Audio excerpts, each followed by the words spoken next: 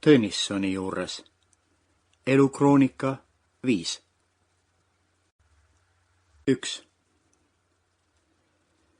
Olin täielikus pankrotis, kui Riiga jõudsin. Töötamised öösiti, sest närvid ja võlad ei kannatanud päevavalgust, olid kuude kaupa minu jõudu söönud.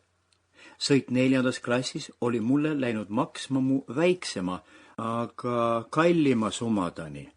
Seal oli sees töid, maale ja joonistusi ning pesu ja üks ülikond. Essenist mööda jõudnud, ärkasin istuvast tukkumisest ja siis kuulsin kaasreisijate kahetsust, ühe punahabemelise truusüdamliku sakslase uimast imestust, kes ühtelugu seletas, et ta küll peaaegu kindlasti olevat uskunud, et see ikkagi minu sumadan olnud, mille üks võõras mees oli kaasa võtnud. Ta oleks sellele närrule näidanud, kui ta kindlasti oleks teadnud, et see minu sumadan on. Kuid olin ikkagi liiga väsinud ütlemiseks, et nii lihtne oleks ju olnud mulle külge müksata, kui mees minu varanduse käe otsa võttis.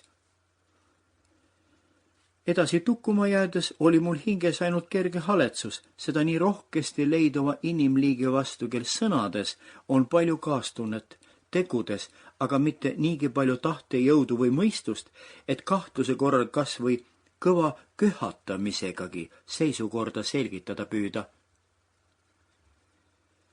4. klassis sõita on kallis.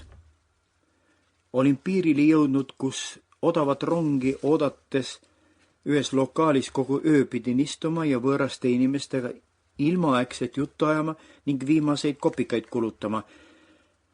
Ja kuidagi viisi kartsin ma piiri, pakkide läbiotsimist. Mul võisid mõned joonistuste kavandid seal paberis segu sees olla. Võisin Tolstoi, Tšehhovi, Gorki ja teiste mõtteid riigivastasel viisil joonistanud olla. Ja sõja pärast Jaapaniga oldavat Venemaal praegu iseäranis kare.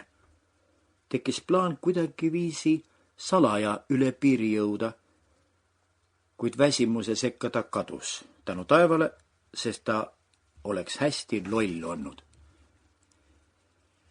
Riias aga oli kerge hingata, kuigi minu riietuse jaoks liiga kareda õhu käes. Mul oli Pariisi talvepalitu seljas, aga Pariisi talvepalitu on peaaegu meie suvepalitu. Oli ennelõunane aeg. Telefonitraadid olid valged karvased, kui Romanovi ulitsal äkki oma kõrval Janis Porukit nägin. Ta ei teretanud. Hoidis käed palitu taskutes, vaatas oma vesihallide silmadega mulle kõõrdi otsa ja hakkas mu kõrval kõndima. Sample complete. Ready to continue?